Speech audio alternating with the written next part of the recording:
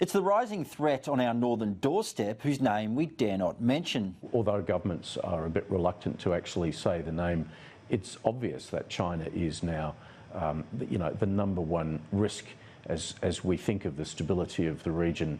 Now, a new report warns of Australia's northern vulnerability amid the rise of China in the Indo-Pacific region. That doesn't necessarily translate into a direct threat to Australian territory, but it certainly presents very real challenges to the stability of the Asia-Pacific. The report by the Australian Strategic Policy Institute says Australia needs to bolster its defence infrastructure in the north.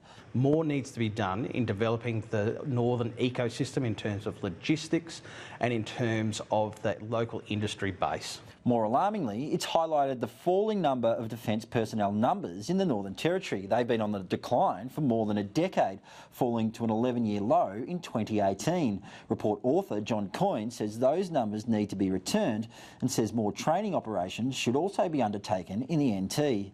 And we've seen one with Talisman Sabre ending just recently.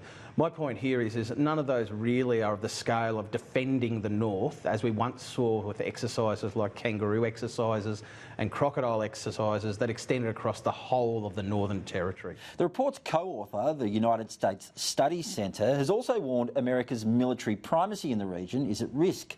That's despite the US Marine presence in Darwin rising to a record 2,500 troops this year. Its main military competitor in the region, China, has invested in a series of capabilities that specifically target the way the United States operates its military forces. The United States tends to, and Australia with its allies, tends to base bombers and fighters and troops in large concentrated bases. China has invested in a series of ballistic and other types of cruise missiles that basically target these efficient large bases and negate their ability to project power. In a statement, Defence Minister Linda Reynolds said there were 13,000 defence personnel stationed in Northern Australia and that Defence was undertaking $8 billion of infrastructure spending in the Northern Territory alone.